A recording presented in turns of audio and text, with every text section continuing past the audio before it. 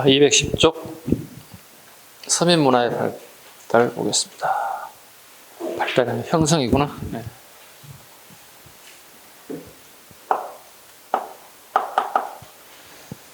자, 그림에 관련된 뭐가 온다? 배경, 전개, 진경산수화부터 갈게요. 네.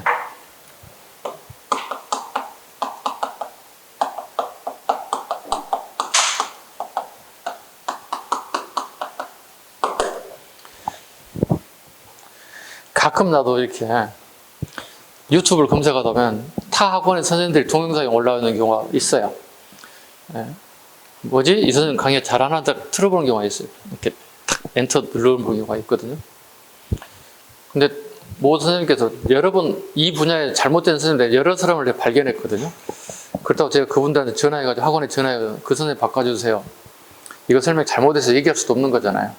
왜냐하면 그 선생님들은 아마 문화사 전공 아니고 그냥 학부만 나온 것 같아요.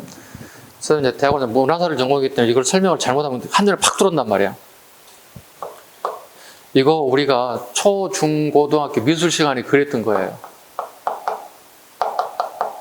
실제 경치를 보고 그림을 그리고 여기다가 물감을 칠했던 것들, 스케치북에다가.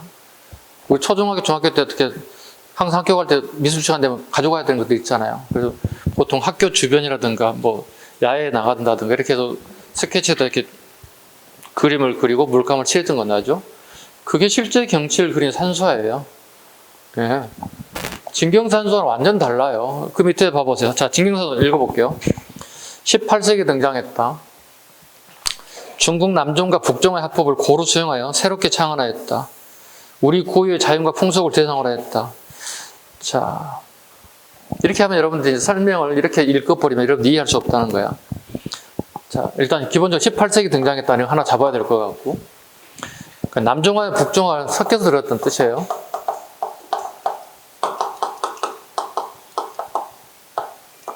남종과 북종을 섞였다. 남종화가 뭐고 북종화인지 뭘 알아야 되겠지. 남종화는 이거예요.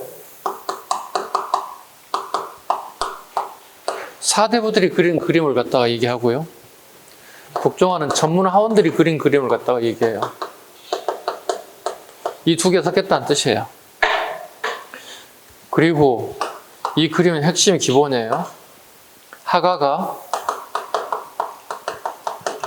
사물을 볼 거 아니야. 대상. 네? 대상 사물을 볼 거 아니야.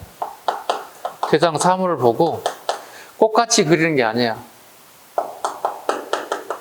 주관적이고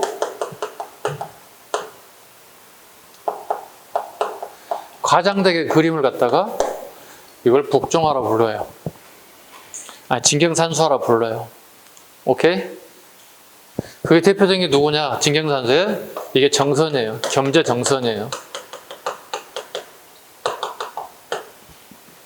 이건 경찰 시험부제도 나왔어요. 예. 네. 꽤 오래전에 됐죠. 벌써 한 6, 7년 됐겠는데요. 그래서 틀린 사람 되게 의외로 많았어요. 예. 수업을 제대로 듣지 않았거나 무시했거나 이런 사람들.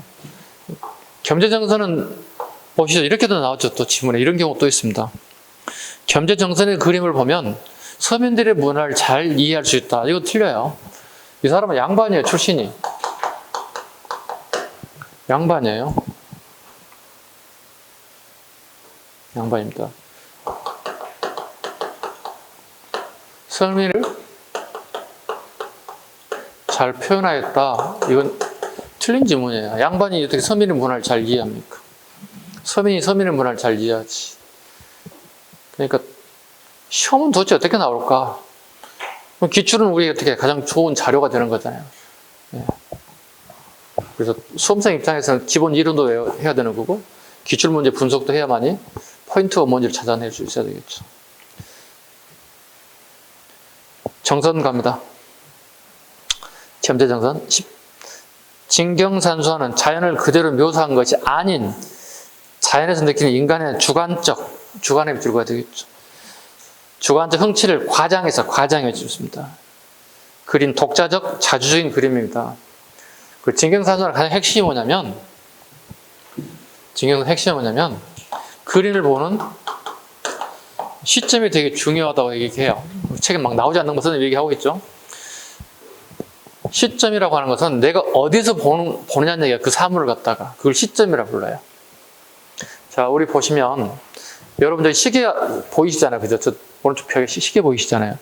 지금 여러분이 앉아있는 좌석에 시계를 보면 어떻게 해? 저 정도 사이즈지. 근데 여러분이 가까이 와서 밑에서 보면 어떻게 해? 이 시계는 커질까 작아질까? 커지겠지. 자, 그러면 우리가 산을 그린다 쳐봐. 금강산을 그린다 생각해봐. 금강산을 밑에서 보면 어떻게 돼? 이렇게 보이는 거 아니야? 이렇게. 내 시점이 여기니까. 그냥 산이야, 이렇게. 근데 어떻게, 금강산에서 제일 높은 부분에 올라가서 이렇게 보면 뭐가 될까? 일종의, 이걸 조감도로 그러지. 조감도, 새의 눈으로 높은 데서 아래를 내려다본다는 뜻이야. 가끔 여기 빌딩 건물 짓지, 앞에 건너편에. 보시면 조감도가 있을 거예요, 앞으로. 그 새의 눈으로, 새의 높이에서 그림을 보면, 새의 눈으로 보면 어떻게, 1층, 2층만 보이는 게 아니라 옥상까지 다 보여요. 옥상에 물탱크까지 다 보인다고. 이게 조감도야. 진경산소는 조감도의 방식이야. 이치가 되게 높은 위치에서 보게 돼. 이게 일명 그 밑에 나와 있는 금강전도예요. 그 1만2천배의 봉우리 하나하나를 다 그리는 방식이야. 뾰족뾰족 위에서 보는 관점을 그렸다. 시점이 과장되게 그렸다. 인왕제색도 마찬가지죠. 인왕산을 그렸다는 뜻이죠. 제색. 비가 온 후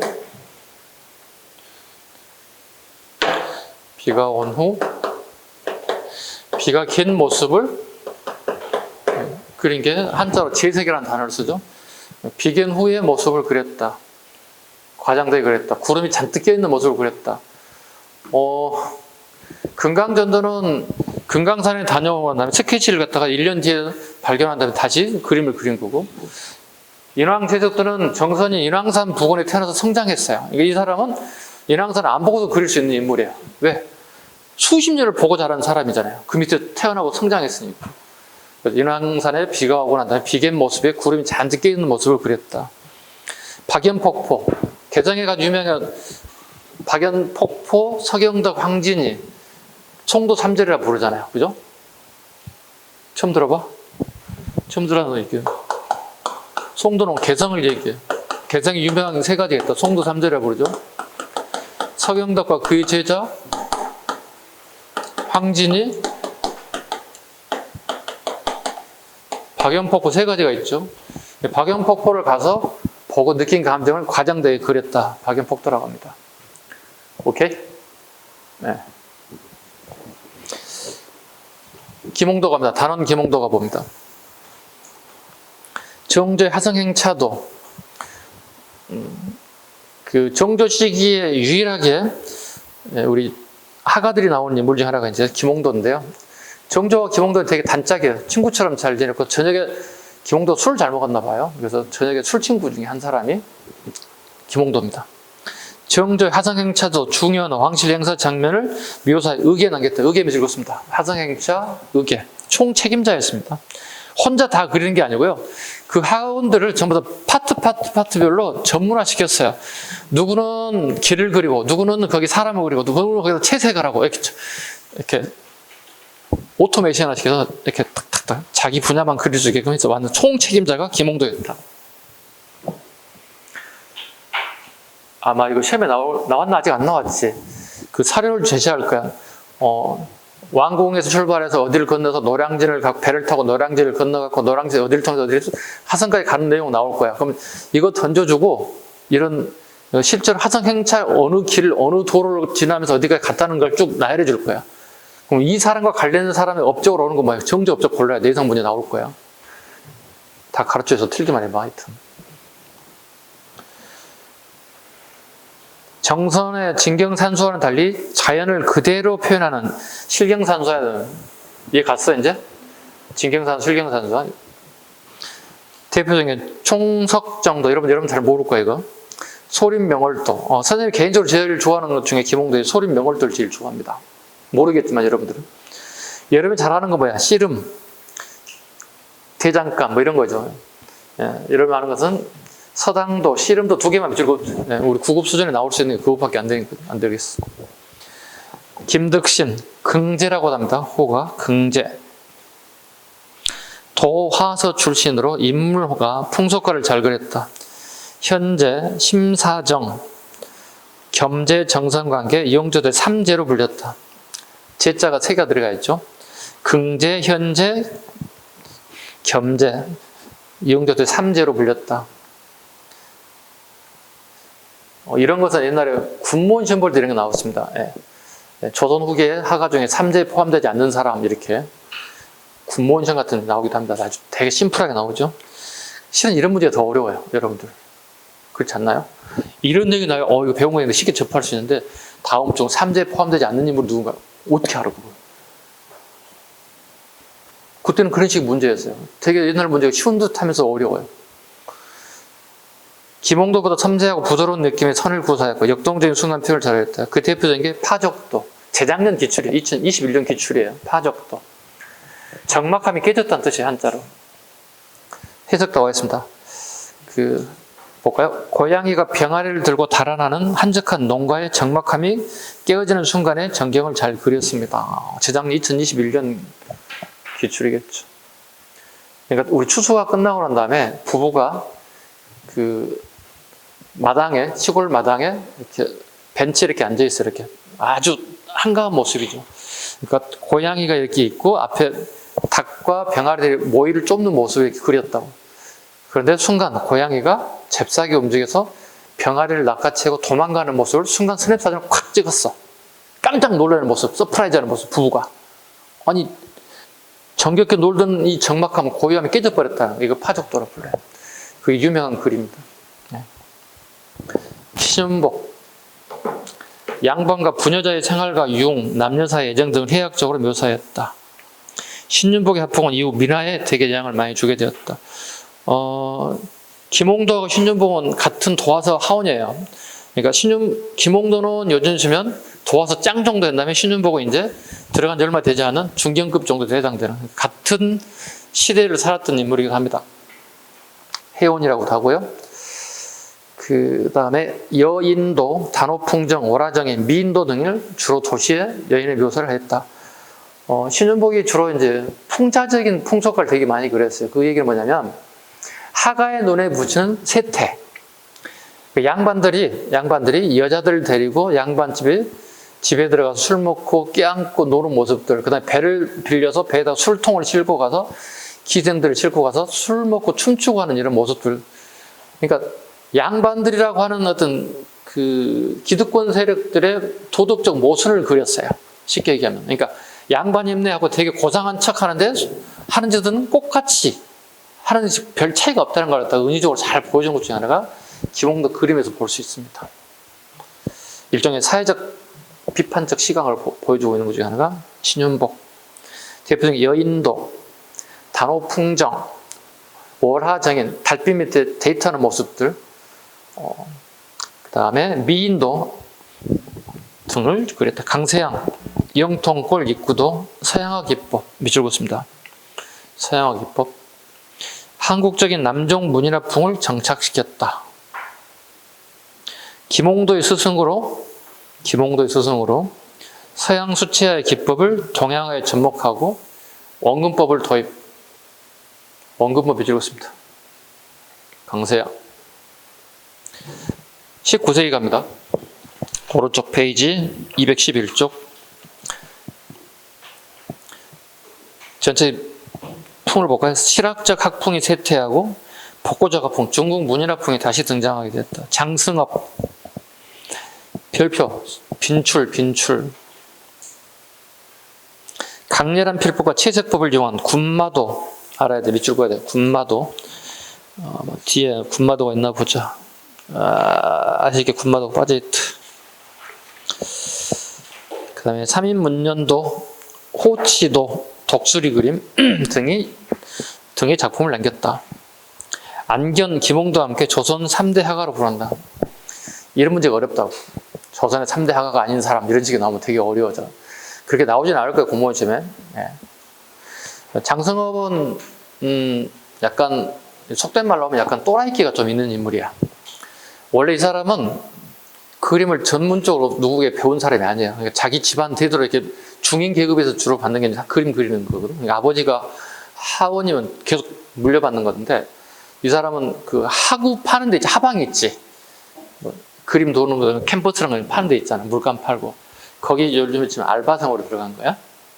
알바생으로 하는데 이제 하가들이라 가지고 뭐 새로운 물건 없나요? 뭐 청날에 들어온 물감 없나요? 뭐 하선지 좋은 거 없나요? 이렇게 사러 온다고. 시범적으로 그려본다고 이래가지고. 오, 여러 전문 화가들의 그림을 이렇게 등 넘어서 이렇게 배운 거예요. 이렇게. 응? 모습 봐봐. 상당히, 스스로 깨우친 거야. 그렇게 해서 자기만의 필법을 만들어서 그리는 화가야. 근데 너무 유명해졌어. 그 당시 장승업이 너무 그림이 요즘 말처럼 호가가 올라가는 비싼 가격이 된 거야. 고종임금이 사실을 알게 돼. 그래서 고종임금도 장승업의 그림을 보기 시작했어. 오, 이 새끼 누구야? 그런 거지. 장승업이라고 하는 사람인데요. 뭐 이러이러한 그림을 그린 인물입니다. 그래서 픽업 스카우트에 옵니다. 스카우트에서 도화서에 그냥 요즘 치면 특별 채용, 특채가 된 거야. 도화서의 특채. 도화서도 더 이렇게 시험 봐서 들어가거든요. 근데 특채가 된 거지.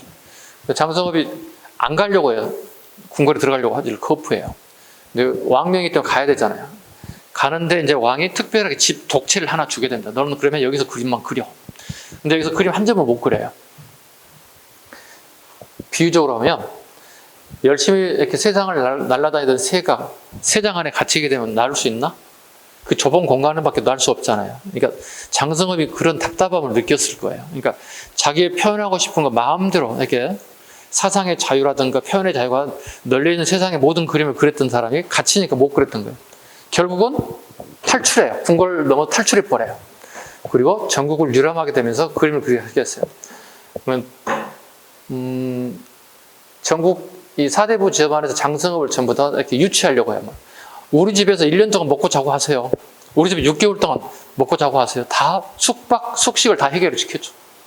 그리고 그림 한 점만 남겨주고 하세요. 이렇게. 사대부들은 그 당시에 풍류가 그림을 하나씩 멋진 유명한 화가의 그림을 하나씩 갖는 게 소장하는 게 일종의 그 당시 어떤 유행처럼 번져 있었어요. 그리고 야 우리 집에 BTS 왔다 갔다 어떨 것 같아? 요즘 그렇게 생각하면 이해갈지. 됐어? BTS 내가 아무도 모르는데 BTS 그냥 가가지고 우리 집에 하룻밤 자고 밥 먹고 갔어. 이런 식이 되는 거야. 그 당시 이런 유행처럼 번지는 거야. 그 시대 풍조가. 장성이 그런 대표적 케이스였다 보시면 돼요. 김정희, 추사 또는 완당이라고 합니다. 네. 첫 번째 받은 호가 추사기 때문에 보통 우리가 추사 김정희라는 단어를 많이 쓰고요. 중국에 건너가서 아까 박제가의 초계에서 처음으로 갔다고 그랬지. 그때 얻은 호가 완당입니다. 볼까요? 문인화가 절정에 이른 작품인 세한도, 우리 되게 많이 아는 게 세한도, 제주도 유배 가서 그린 게 세한도, 묵죽도, 모질도, 부작난도 등이 있으며 북한산비와 황초련비가 진흥 순수심을 고정했다. 다 기출이에요. 다 기출이야. 금석가한록, 진흥 이비고 같은 역사적인 저술을 남기도 하였다. 금석가한록, 고증학이라고 저러는데 고증학. 옛날 글씨를 우리말로, 요즘 쓰는 말로 의역을 하게 되는 것 같아가 고증학이라고 불러요. 고문을 갖다 이해하기 어렵잖아요. 그렇잖아요. 19세기의 신라시대에 5세기, 6세기, 7세기 글을 갖다가 최소한 진흥학 순수비니까 6세기 거 아니야. 그죠? 6세기 글 갖다가 요즘에 쓰는 글과 쓰지 않는 글자 같이 들어갈 다 해석할 수 있는 능력. 네. 그래서 금석가한록을 갖다가 만들 때는 호가 완당이야. 오케이? 고증학을 의역하고 번역할 때 이 시기는 호가 완당이고 그림을 그릴 때는 추사야. 김정희 호가 여러 개 있어요. 되게 많은 호를 가지고 있는데 가장 많이 쓰는 게 추사와 완당입니다. 네. 완당은 청나라의 아까 얘기했던 자제군관을 따라가서 스승으로부터, 그러니까 고증학을 배운 스승으로부터 배운 호가 되겠습니다. 이하흥, 석파라고 합니다. 흥선대원군은 김정희로부터 난초를 그림을 배웠습니다. 제자가 되겠습니다. 스승과 제자가 되겠습니다. 김정희의 문인으로 추사체를 바탕으로 한 서체와 특히 묵난도의 명성을 얻고 있습니다. 석파가 그랬다 해서 석파도라고도 합니다. 그래서 되게 비싼 가격에 팔리기도 합니다. 김정희 못지않게 비싼 가격에 팔린 것 중에 하나가 이항의 난초 그림이 되겠습니다. 궁궐도, 이건 십몇 년 전에 한번 나왔다고 그랬죠. 궁궐을 실제 궁궐 때인데 작가가 누군지 몰라요. 그러니까 경복궁, 창덕궁, 창경궁은 동쪽에서 봤을 때 본 그림이에요. 서쪽에서 봤을 때는 경희궁이 보인다고. 그래서 동골도 서골도로 보인다고.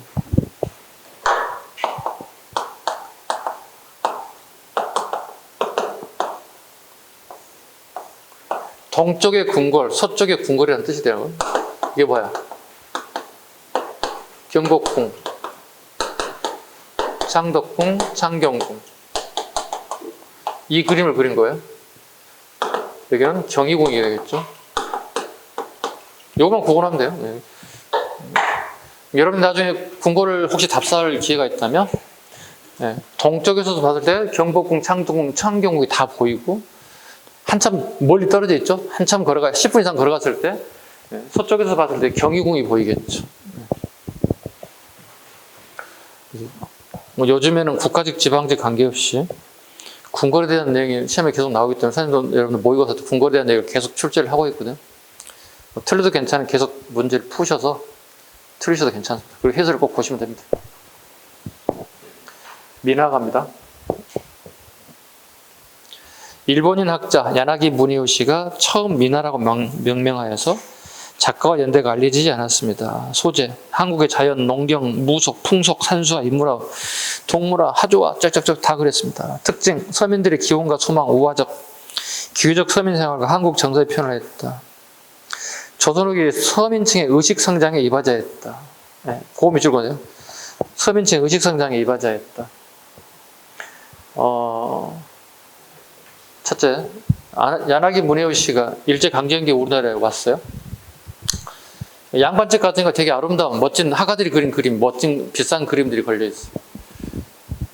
시장, 시골 장터를 갔더니 그림을 파는데 되게 색깔이 화려하고 강렬했어요, 느낌이. 누가 소비 계층인가 봤더니 농민들이었던 거예요. 농민들이 이걸 사다가 자기 집에다 거는 거예요. 봐. 양반들은 되게 유명 작가들이 그림을 그렸지. 농민들도 되게 갖고 싶은 거야. 와, 양반들은 저렇게 사는구나. 뭐야? 봤더니 그림이 있거든. 자기도 그림 하나 걸고 싶은데 너무 비싸서 그럴 수가 없다는 거지. 생각해봐. 여러분들 지금 현재 우리나라 유명 화가들 뭐 50억짜리 그럴 수 있어. 김한기 작가의 뭐 56억짜리 뭐. 그럴 수 없잖아요. 우리 집 전 재산을 털어도 56억이 안 나오는데. 그죠? 엄마한테, 엄마 5억짜리 그림 하나 살까요? 엄마 깜짝 놀라겠지. 야, 먹고 죽을래도 5억이 어딨냐 이렇게 할 수도 있겠잖아요. 우리 팔아도 안 되겠는데 뭐 이런 식이 막 나올 거거든요. 농민들도 그거 하나 사다 붙이기 시작하는 거야. 그래서 이걸 갖다가 백성민자, 백성들이 주로 많이 이용하고 보는 그림에서 미나라 붙였어요. 되게 멋진 제목이 붙었어요. 미나라는 제목이. 그래서 우리 현대 사단에, 역사학계 사단에서 이름을 바꿔보려고 되게 노력을 했지만 더 이상 좋은 이름이 나오질 않아요. 미나라는 이름을 그대로 붙이고 있습니다. 그래서 서민층의 의식성장에 이바지했다. 그게 의식성장에 이바지한 거죠. 나도 그림을 집에다 하나 소장할 수 있는 것도 그렸다. 그 다음에 이제 그림 공부할 때 하나 잘못 여러분들이 통용되는 게 하나가 있겠습니다. 서양 애들이 그림 같은 우리 보통 서양화라고 그러죠. 그래서 서양 애들이 싫어야 합니다. 미국 그림 달라요. 미국화가 되는 거예요. 프랑스들은요. 서양화라고 안 해요. 프랑스화라 불러요. 네덜란드는요. 네덜란드화라고 불러요. 우리나라 뭐라 불러요? 동양화라고 부르지. 일본 새끼들이 붙인 명칭이야. 자, 일제강점기가 됐어. 우리나라 와서 봤더니 화가들이 있을 거 아니야. 화가 그릴 거 아니야.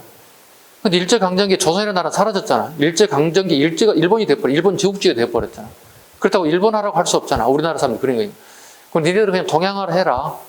그래 동양화가 된 거야. 근데 우리는 지금도 여러분 부모님이나 여러분들 지식이 짧은 사람들 어떻게 동양화는 이렇게 얘기한다는 얘기야. 동양화가 옳지 않은 단어를 계속 자기도 모르고 쓰고 있다는 거야. 뭐라 바꾸면 돼? 우리나라는 한국이잖아. 대한민국이잖아. 뭐라 불러줘야 돼? 한국화로 불러줘야 된다고. 동양화라는 표현은 잘못된 표현입니다. 여러분들이라도 먼저 배운 사람들처럼 한국화네 이렇게 해야지. 동양화는 이렇게 하지 말란 얘기야. 되게 한국화가 무식한 게 아니라 유식한 거야. 오케이? 이렇게 부르시라고 앞으로 그림을 그릴 때. 서체가입니다. 이광사 호가 원교기 때문에 원교체라고도 불러요. 또는 동국진치라고도 불러요. 우리 정서와 감정을 표현하였고 큰 글씨를 잘 써요. 써놓으세요. 큰 글씨를 잘 쓴다. 큰 글씨라면 보통 큰 건물들, 사찰들이 되게 크겠죠. 그죠? 여기에 이렇게 대웅보정 이런 식으로 대웅전 큰 글씨를 잘 쓴다. 이런 식으로 큰 글씨를 잘 쓴 인물이 이광사다. 정제도에게 양명을 배웠던 양명학자이기도 하다. 즉 강화도 사람이에요. 쉽게 얘기해서. 강화에서 양명을 배웠던 사람입니다. 김정희 추사체는 금성문과 중국의 다양한 필체를 종합적으로 연구하여 창안하였다. 그래서 한마디로 김정희는 21세기를 표현하자면 조선의 피카소다. 한마디로 이렇게 줄이면 조선의 피카소다. 이렇게 의역을 할 수 있겠습니다. 피카소는 대충 여러분 무슨 말인지 아시겠죠? 지 마음대로 그리는 거야. 김정희는 어떻게? 지 마음대로 그리고 지 마음대로 쓰는 거야. 그러니까 기존의 그 글씨와 서체와 그림이라고 하는 그 라인이 있을 거 아니에요. 그 라인을 벗어나 버리는 거예요. 그래서 동양의 조선의 피카소다. 김정희는 한마디로. 그래서 어떤 게 추사체입니까? 김정희가 쓰면 추사체야. 추사. 윤순 이따 정도 넘어갑니다. 다음 페이지 가보겠습니다. 그림 한번 봐주시죠. 정선의 인왕새에서도 구름 꼈죠? 하얀 모습 있죠? 네. 인왕산의 비견 후 구름 낀 모습이다. 김홍도의 씨름도, 김득신의 파죽도 아까 설명드렸던 거 있죠? 파죽도. 서프라이즈에서 깜짝 놀라는 모습. 김정희의 세안도, 네. 제주도 유별식이 제자에게, 이상적이라는 사람 제자에게 그림을 그려줬던 것들. 신윤복의 오라정인, 양반이 데이트하는 모습이죠. 독해하면. 근데 양반이 바람피는 모습이에요. 기생이에요. 그 여인의 옷차림은 기생입니다. 그러니까 기생하고 바람피는 모습을 그렸습니다. 네, 자코도 미나로죠. 호랑이와 오른쪽에 까치가 있죠. 이거 이제 세도 정치식으로 보면 돼요. 그러니까 그 호랑이는 세도가 만동김 신이 뭐 이런 사람들 얘기하고 까치는 일반 백성을 의미해요. 그래서 이 호랑이와 까치의 거리가 스페이스가 넓어지면 넓어질수록 세도가가 무섭다는 거야. 권력이 세다는 거야. 가까워지면 가까울수록 세도가가 힘이 빠졌다는 의미를 표시해요. 이게 나중 훗날 자코도 호랑이 그림을 봤을 때 혹시 여러분들이 보는 관점이 혹시 여러분들이 미술관이라든가 이런 데 혹시 갈 일이 있다면 혹시 이런 미나 그림이 나왔을 때 자코도강에 나오는 그 간격을 봐봐. 여기는 지금 간격을 정확하게 파악할 수 없어요. 그림에 좁혀놨으니까 간격 때문에 그림에. 그래서 혹시 여러분들 오리지널 그림을 봤을 때 호랑이와 까치의 거리를 보라고. 멀어지면 멀어서 어떻게 한다고? 무섭다는 얘기야. 가까워지면 가까워지면 세도가 힘이 빠졌다는 얘기를 보여주고 있어. 오른쪽 문화의 향유 갑니다. 문화의 향유. 문화의 향유 그거 있고 안 해도 될 것 같아. 밑에 공예품 가볼까요? 제일 밑에 거만 하면 되겠다. 자기 발전사 보세요. 자기 발전사. 10세기 순수창자. 10세기 순수창자. 11세기 음각과 양각창자. 일명 고래자기라고 돼요. 그거 같다. 니코르 고래자기. 그 다음에 12세기 중반 상감창자. 상감창자. 그 다음 15세기 전후에 분청사기. 16세기 순수백자. 17세기에 청색 코발트 색깔이 들어가기 시작하죠. 그래서 청아란 말은 청색 계열의 코발트가 안료로 쓰게 됐다는 뜻이에요. 그래서 좀 더 화려해지게, 색깔이 좀 더 화려하게 나오게 되겠죠. 이걸 청아백자. 18세기 색깔이 철사니까 커피 색깔이 나오기 시작해요. 커피 색깔의 모습이 등장해요. 철사백자, 진사백자 등 18세기에 나온다. 흐름만 쭉 잡으시면 됩니다. 이건 아셨죠? 네. 근데 이게 도자기 한번 했었던 거 기억나시죠? 그래서 이로 짧게 넘어가는 겁니다. 다음 페이지 서민문화 봅니다. 214쪽. 한글 소설 허균의 홍길동전은 일단 체크는 합시다. 우리 다 아는 거니까 우리 국어 시간에 훨씬 더 많이 배웠을 겁니다. 그 다음에 마지막 가겠습니다. 한문학 가겠습니다. 박지원의 양반전, 호질 이거 전부 다 한문이에요. 한글 아닙니다. 꼭 기억하셔야 돼요.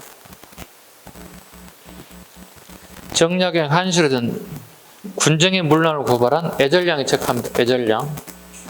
이거 시험 선생님 출제했습니다. 모의고사에 같이 읽어보겠습니다. 애절량. 갈반마을 젊은 아낙 길게 우는 소리. 관문 앞 달려가 통곡하다 하늘 보고 울부짖네. 출정 나간 지압이 돌아오지 못한 일이 있다 해도 사내가 제 약물 잘랐던 소리 들어본 적 없네.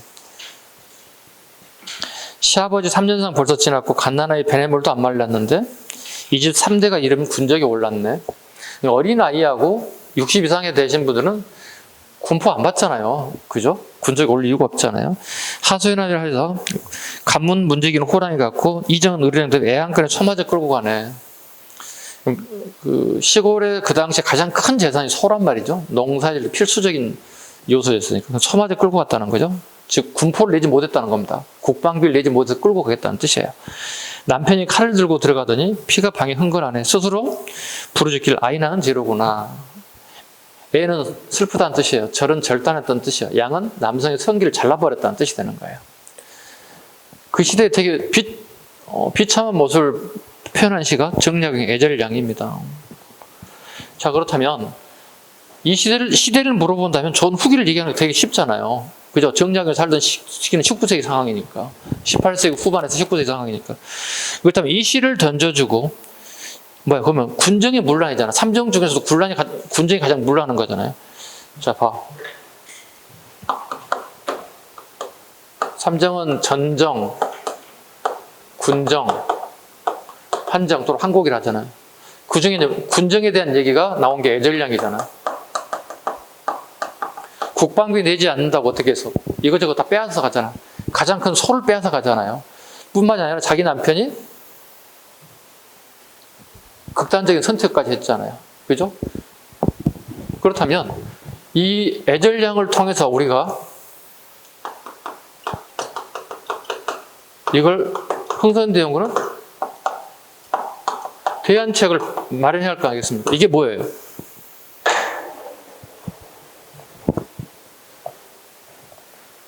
모의고사 답을 가르쳐주는 거야, 여러분들한테. 모의고사 답을 가르친다고. 자, 애절량은 내용 알잖아. 군포 안 낸 거잖아. 그럼 흥선대원군 백성들 군포를 양반도 받아야 돼, 안 받아야 돼? 그게 뭐야? 그래. 그게 답이 선택지 떨어져야 된다고. 답 다 가르쳐줘서 호포제 또는 호포법이야. 예전에는 신분별로 국방비를 내기도가 안 내고 했잖아. 근데 어떻게, 이제 신분이 아니라 어떻게, 집이 있는 사람 무조건 다 국방비 내게 만들기 호포제잖아. 이게 정답으로 떨어져야 돼. 답 다 가르쳐줘서. 오케이? 두 가지밖에 나올 게 없다고. 애절량 나오게 되면 시대를 물어보는 거, 전후기. 그 다음에 내용을 보고 흥선대원군 이 대안으로 만드는 법이 뭐냐고 물어본다. 흥선대원군 호포제 시행자 이게 정답으로 떨어져야 된다고. 그치? 내용만 중요한 게 아니잖아. 문제 이렇게 나면 답을 고를 수 있는 것도 여러분 능력이 되는 거잖아요. 그 다음에 오른쪽에 공연예술료는 안 하셔도 됩니다. 애절량까지만 하면. 그래서 시간이 좀 단축됐습니다. 오전 수업 마치겠습니다. 수고하셨습니다.